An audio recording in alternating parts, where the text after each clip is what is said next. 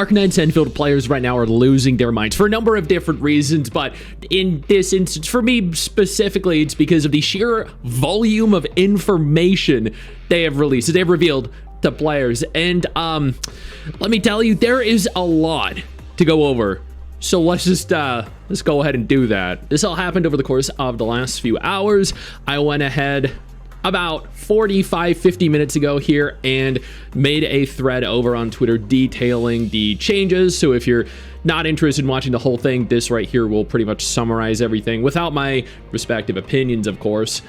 If you're interested, by the way, in keeping up to date with everything going on in the gacha genre, join our gacha community over on Twitter, the Gacha Hub. That way you stay in the loop with everything you might be interested in. But let's break these down one by one.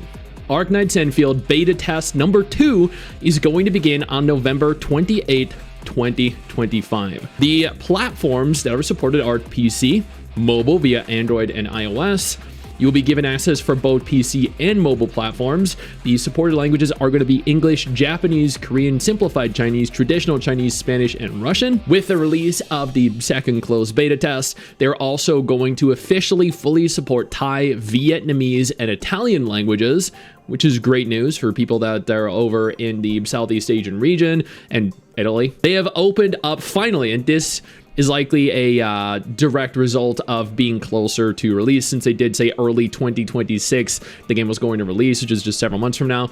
But they've opened up pre-registration rewards milestones over on their official website, or at the very least they did during the stream. They have 5 million, 15, 20, 25, 30, and 35 million. It looks like at 35 million, we will have received a grand total of 20 free pulls. These are basic headhunting permits, not the limited. So you get 20 standard, it seems like, or at the very least, it seems like you get 5 weapon finishing call basic headhunter permits, and then 15 basic headhunting permits. It's 20 overall, but 5 for the weapon, 15 for the characters. You also get advanced combat records, T-creds, and the 5-star operator Snowshine. Now, evidently you can look at that, you see, wow, 35 million. That is going to be quite a number. And Wuthering Waves, I think, got close to or hit 35 million with the popularity of the OG Arknights game, and then the popularity just surrounding Arknights Endfield due to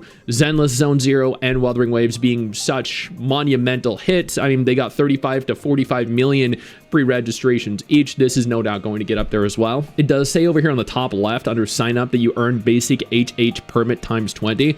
I wonder if that's just referring to the 20 you get here, or you're going to get a 20 on top of that. I'm sure someone down in the comment section will elaborate on that for me. I didn't watch the live stream because I was asleep. Concerning the headhunting, the Arsenal exchange, and the protocol pass, there has been new information. I know right here, so a lot of people are very excited. I've heard that some people are a little bit concerned or upset with the gacha after seeing this, but let's go ahead here and walk through exactly what we're given access to. Basic headhunting, New Horizons headhunting, and the chartered headhunting. New Horizons, you'll progress through the main missions to acquire 8 headhunting permits for New Horizons headhunting. The New Horizons headhunting guarantees a 6-star operator upon completion, which is great. So you're guaranteed a 6-star, I guess a 6-star. I don't know if that's one you get to select or just a completely random one. Basic headhunting and chartered headhunting guarantee a 6-star operator within 80 attempts. Then the chartered headhunting guarantees a featured operator within 120 attempts. What this means is that you have a guarantee at 120, and then you have a 50-50 chance at 80 to get the featured operator or a random operator. I went and found a website here, Longman Dragons, that elaborated a little bit more on the gacha, just so you guys don't misinterpret anything. There is a guarantee for the rate up at 120. This is the guarantee you see down here. This does not carry over between banners, which means that if you hit 119 and the banner ends, you lose it, because the next banner you'll need to start back at 0. Or at the very least, that's how it was handled in the beta. Because over here, we'll get to that in just a minute, they state, due to these 2 facts, it's best to not roll unless you have the required 120. And this is where I think some people have gotten a little upset. They state, as of right now, it does not appear any operators are limited. Rate up characters move to the open pool as they do in the original Arknights. But when you look at the the information supplied here, a 6-star operator featured in the chartered headhunting, which is the limited banner that you see over here, will stay in all possible operators list for 3 limited banner cycles, or banners as they refer to it here, including the current one, before being removed from the list. After removal, the 6-star operator will not be added to the basic headhunting.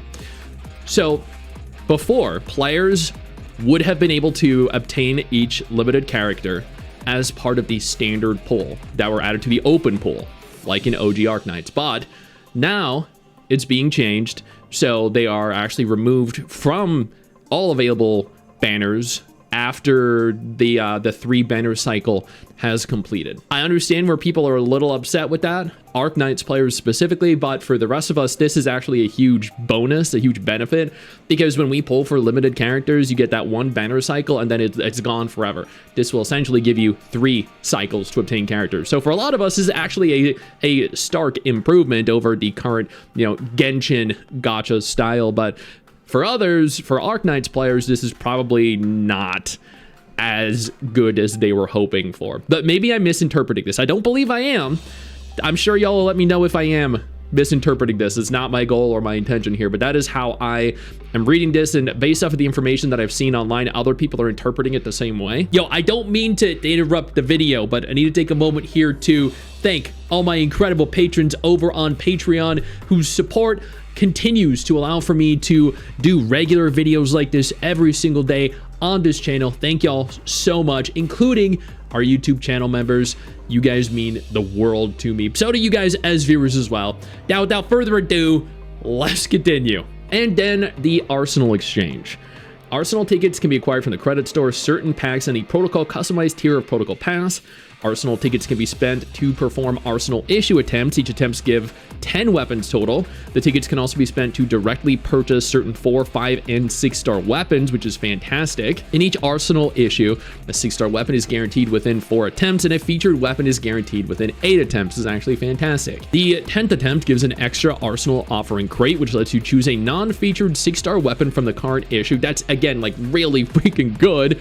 The 18th attempt gives an extra featured weapon. After that, every 8 attempts alternatively give you an Arsenal offering crate and a featured weapon. This is insane. Like, that is so good for weapons, for weapon acquisition. Not only the limited, the featured weapon, but also for non-featured weapons that are also 6 stars. I personally think here the gacha, from what I've seen, is actually pretty damn good. I wish they did it like Arknights, where characters go to the standard banner, the off-rate banner. Being available for 2 next banners is good, but not as good as being available permanently. Okay, so I'm not misconstruing the intent here behind what they're doing. Other people are saying the same thing. Feels like the way they handled the non-featured character is the opposite of how it should work. They should be removed entirely when they are not featured, but added back permanently to the banner as an off-rate character after a few patches. The current system, you might as well not get excited about the system, because unless the off-rate previously featured character has a higher rate, now the other ones are going to be almost impossible to lose a 50-50 to them within the 2 patches anyway. So the weapon banner is better, but the character banner is worse. Got it. I'm disappointed. I mean, like, this is going to be fine. You get a guarantee at 120. You hit your 50-50 at 80, so you have the same rates as Wuwa. And then you get the weapons are freaking easy as hell to obtain. To me, this sounds like a great gacha system. They've introduced new operators. We have 4-star, we have 5-star, and we have 6-star operators. Our delegate, does she kind of look like Aya? Does that look like Aya a little bit? Wait, am I seeing things? She looks just like Aya. I don't know how to spell her name. It's Aya Fiala.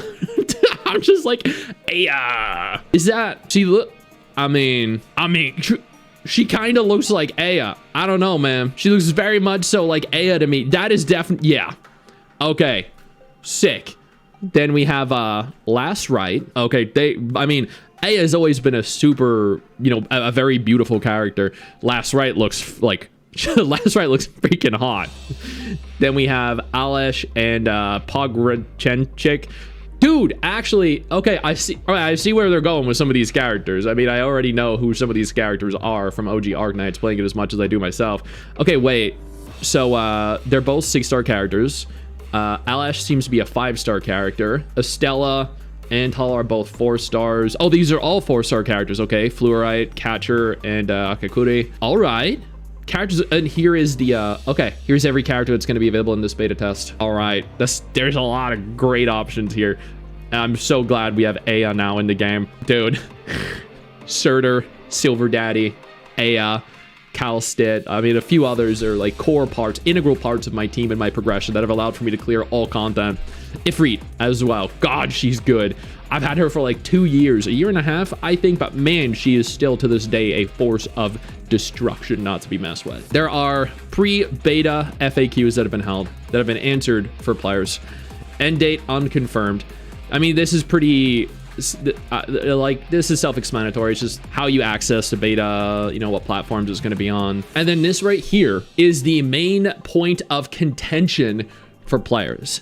They have, in certain players' words, trivialized the factory content. They added essentially a skip button for what is, in their own words, a pillar of gameplay. So what this is essentially they've added blueprints that allow for more casual players to enjoy the factory system. They have allowed for players to, in essence, use a blueprint to place down parts of the factory. Maybe, I don't know to the extent. I know during the live stream they said they just kind of like place down a whole section of the factory or a factory, but it allows for you to trivialize the factory content. So you need to learn the basics, but you don't actually need to figure out how everything works, because you could just place down what is essentially a pre-created template and then everything will work from scratch. And some players believe that this is the wrong way to take it. And again, this is just how I perceive this based off of the things I've read on Twitter. Do correct me if I'm wrong, but certain parts of the community think that by allowing this as an option, it's going to trivialize the content and make it easier, where they wanted something more complicated, more complex, more deep and diverse. I think this is a great option for players because it, as far as I'm aware, and I might be wrong, I think you could still place down the pieces individually, not using a blueprint, but the blueprint is an option. Do tell me if I'm wrong, because I don't know. I don't know if there are the option for both, or if you just have a template and you just like copy paste it down. But I'm assuming you can still place things down individually, which means that people that want the more complex version of the factory can actually, you know, engage in it, and the people that don't want the more complex version of the factory can just place down a template. To me, that sounds good, but I don't know. Maybe I just don't understand the frustration players have. As a factory game player, I agree that this is a mistake, but for a game developer, this is the right approach to get more players. I think it really is. There's a reason why shareable blueprints are a rare in-game feature in factory games. If the devs want to relegate the factory to the background, then sure, I guess. Endfield isn't solely a factory game. It's not. It's one aspect of a much larger game. And you have to take into consideration here, most people aren't going to be heavily engaging in the factory system. They're going to be engaging in the combat. They're going to be engaging in the open world content. They're going to be engaging into story. They're going to be engaging in grinding. The factory is a very small part of that. And if they gate the game behind that, they're going to lose players. Brother, people like you are overreacting to this at an insane rate. The blueprint is unlocked after you progress to a certain point, so you still have to know the basics. It seems to only give you the layout, not auto build everything. You still have to manually place stuff. The blueprint seems to be only for shit like production facility. You still have to set up electrical pillars, harvesting machines, zip lines, piping system, etc. in the actual map. So at best, you're only skipping the optimization part. People are overreacting at a very concerning amount. There you go. There you go right there. It's going to allow for you to skip part of it, but a large amount of it you're still going to have to do. That sounds fine to me. I agree then. This is an overreaction. I guess the fact that it says 0 upvotes is an indicator as to that. But the blueprints, I think this is a good idea. I do. I think everything they've shared here has been great. And I have absolute faith that the beta test is going to go over well, that the game itself is going to be very well received. And I can't wait to get to stream this on the 28th. With all of you and showcase all of this, hopefully hyping up the game even more than it already is. Once again, if you haven't already joined the Gacha Hub community. I know you think that you just hit the end of the video, and technically, yeah, you have. And I know your first reaction is to close out of it at this juncture, but don't. No, instead, I urge you to take a moment here and click one of the videos on screen that are coming up in just a moment, so you remain up to date with everything going on in the gacha genre. Trust me, you're not going to regret doing so. Stay flaccid.